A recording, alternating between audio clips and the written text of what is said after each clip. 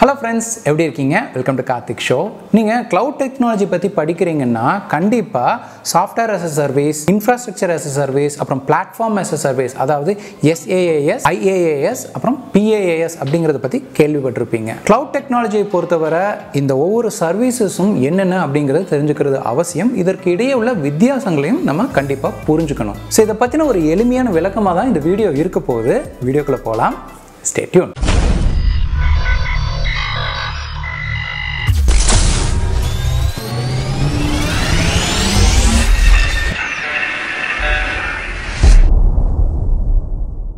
Welcome back.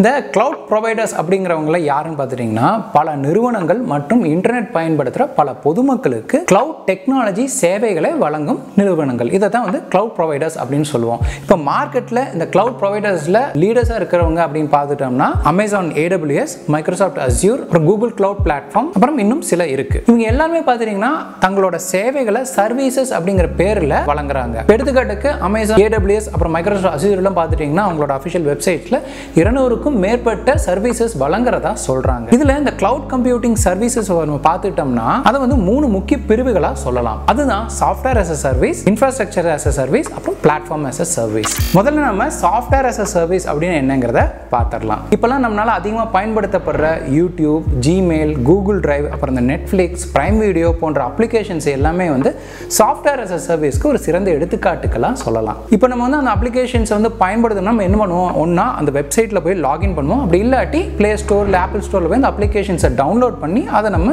Use பண்ணுவோம். அப்படி நம்ம யூஸ் பண்ணும்போது அந்த அப்ளிகேஷன்ஸ்ல போயிட்டீங்கனாலே உங்களுக்கு தேவையான எல்லா ஃபீச்சர்ஸும் அந்த அப்ளிகேஷன்ல இருக்கும். உங்களுக்கு வந்து அந்த அப்ளிகேஷன்ல லாகின் பண்றதுக்கு ஒரு அக்கவுண்ட் இருக்கணும், அப்புறம் நல்ல இன்டர்நெட் கனெக்ஷன் இருக்கணும். அந்த ரெண்டு மட்டும் இருந்தா போதும். நீங்க வேற எதுவுமே உங்க கம்ப்யூட்டர்ல இன்ஸ்டால் பண்ண தேவையில்லை. அந்த அப்ளிகேஷனை மட்டும் இன்ஸ்டால் பண்ணா அதுக்குள்ளேயே நிறைய ஃபீச்சர்ஸோட அந்த அப்ளிகேஷன் வந்து நமக்கு சேவை புரியுது.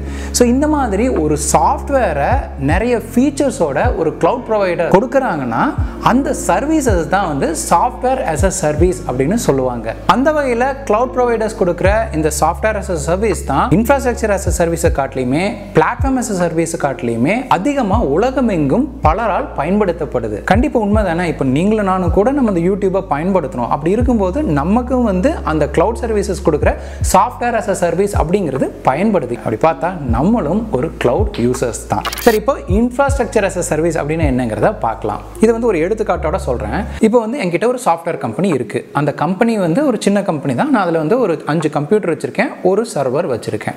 ஸோ அதை வச்சு நான் வந்து சில சாஃப்ட்வேர் ப்ராடக்ட்ஸ் உருவாக்கி சேல் பண்ணிட்டு இருக்கேன். கம்பெனி நல்லா போயிட்டு இருக்குது. கொஞ்ச நாள் ஆக மார்க்கெட்டில் வந்து நான் பண்றதை விட ரொம்ப அட்வான்ஸ்டான சாஃப்ட்வேர் ப்ராடக்ட்ஸை உருவாக்க ஆரம்பிச்சிட்டாங்க. ஸோ நான் என்ன நினைக்கிறேன், சரி மார்க்கெட்டில் நான் சஸ்டெயின் ஆகணும்னா நானும் வந்து அட்வான்ஸ் சாஃப்ட்வேர் ப்ராடக்ட்ஸை உருவாக்கணும். ஆனால் என்கிட்ட இருக்கிற அந்த 5 கம்ப்யூட்டர் சர்வர்ஸோட கான்ஃபிகரேஷன் பத்தாது. நான் வந்து அதை அப்கிரேட் பண்ண வேண்டியது இருக்கும். அதாவது மெமரி, ப்ராசஸர், ஸ்டோரேஜ் இதெல்லாம் வந்து நான் அதிகப்படுத்த வேண்டியது இருக்கும். ஆனால் அதுக்கு வந்து எனக்கு நிறையா செலவாக போகுது. இப்போ நான் என்ன நினைக்கிறேன், இதுக்கு பதிலாக சில கிளவுட் ப்ரொவைடர்ஸ் கிட்ட போய் எனக்கு வந்து பவர்ஃபுல்லான விர்ச்சுவல் கம்ப்யூட்டர்ஸ் வேணும், எனக்கு வந்து நீங்கள் அதை வந்து அமைச்சு தர முடியுமா அப்படின்னு நான் கேட்க போகிறேன். அந்த கிளவுட் ப்ரொவைடர்ஸ் என்ன சொல்லுவாங்க, சரி உங்களுக்கு என்ன மாதிரியான கான்ஃபிகரேஷன்ஸ்லாம் வேணும் அப்படின்னு என்கிட்ட கேட்பாங்க. நான் வந்து எனக்கு தேவையான பவர்ஃபுல்லான ரேம், ஸ்டோரேஜ், ப்ராசஸர் இது எல்லாமே வந்து அந்த கான்ஃபிகரேஷன் அவங்களுக்கு கொடுப்பேன். அவங்களும் வந்து என்னோட வேண்டுகோளுக்கு இணங்கி விர்ச்சுவல் கம்ப்யூட்டர்ஸை அந்த பவர்ஃபுல் கான்ஃபிகரேஷனில் அமைச்சு என்கிட்ட கொடுத்துருவாங்க. நல்லா நோட் பண்ணிங்க, இங்கே வந்து எனக்கு விர்ச்சுவல் கம்ப்யூட்டர்ஸ் மட்டும் தான் கொடுப்பாங்க, ஃபிசிக்கல் கம்ப்யூட்டர் கொடுக்க மாட்டாங்க. நான் என்ன பண்ணுவேன்னா என்கிட்ட இருக்கிற அந்த 5 கம்ப்யூட்டரில் இன்டர்நெட் மூலிமா அந்த விர்ச்சுவல் மிஷினுக்கு லாகின் பண்ணி நான் அதை வந்து யூஸ் பண்ண ஆரம்பிப்பேன். ஆனால் அந்த விர்ச்சுவல் மிஷினோட ப்ராசஸிங் பவர் பார்த்தீங்கன்னா என்கிட்ட இருக்கிற ஃபிசிக்கல் கம்ப்யூட்டர் காட்டிலுமே அதிக ப்ராசஸிங் பவர், அதிக ஸ்டோரேஜ் இருக்க போகுது.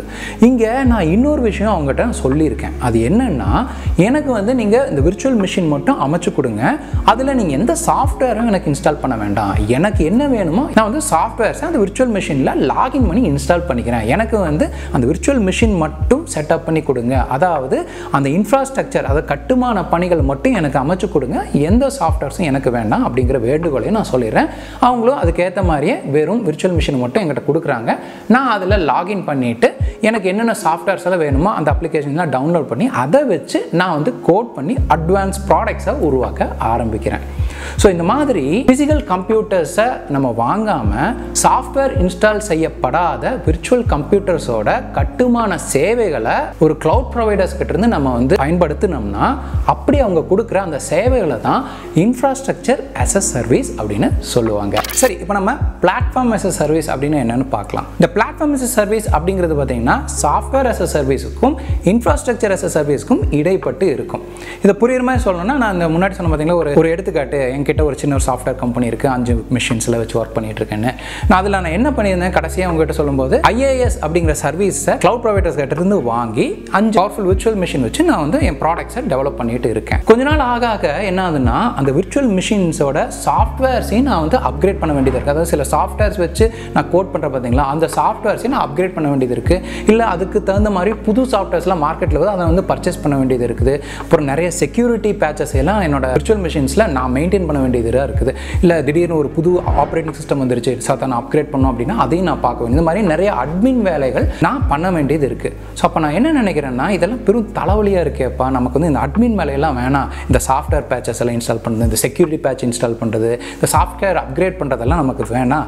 நமக்கு என்ன வேணும், அந்த விர்ச்சுவல் மிஷினில் லாகின் பண்ணால் நம்ம டைரெக்டாக அந்த சாஃப்ட்வேர் ஓப்பன் பண்ணி கோடு மட்டும் பண்ணால் போதும், நமக்கு மற்ற தலைவலியும் நமக்கு வேண்டாம் அப்படின்னு நான் நினைக்கிறேன். நம்ம என்ன பண்ணுறேன், இந்த கிளவுட் ப்ரொவைடர்ஸ் கிட்ட போய் அவங்ககிட்ட வந்து இந்த மாதிரி என்னோட வேண்டுகோளை வைக்கிறேன். எனக்கு வந்து இந்த சாஃப்ட்வேர் பேச்சஸ் அப்கிரேட் பண்ணுறது இந்த மாதிரி தலைவலாம் வேணாம். எனக்கு எப்போவுமே வந்து விர்ச்சுவல் மிஷின் லாகின் பண்ணால் எனக்கு என்ன சாஃப்ட்வேர் வேணுமோ அது வந்து இருக்கணும். அதோட பேக்ரவுண்டில் அதை அப்டேட் பண்ணுறது, அதுக்கப்புறம் செக்யூரிட்டி ரன் பண்ணுறது, இந்த மாதிரி விஷயங்களை எல்லாம் நீங்கள் பார்த்துக்குங்க. எனக்கு ஜஸ்ட்டு நான் லாகின் பண்ணி நான் ஒர்க் பண்ணால் போதும். இந்த மாதிரி நீங்கள் எனக்கு ஏதாவது ஹெல்ப் பண்ண முடியுமா அப்படின்னு அந்த கிளவுட் ப்ரொவைடர்ஸ் கேட்டோம்னா, அவங்க வந்து அதற்கும் ஒரு சேவை வச்சுருப்பாங்க. அவங்க என்ன பண்ணுவாங்கன்னா, எனக்கு என்னென்னலாம் சாஃப்ட்வேர்ஸ் வேணுமோ அதையெல்லாம் வந்து அந்த விர்ச்சுவல் மிஷினில் இன்ஸ்டால் பண்ணி ஒரு பிளாட்ஃபார்ம் அமைச்சு அதை எனக்கு கொடுத்துருவாங்க.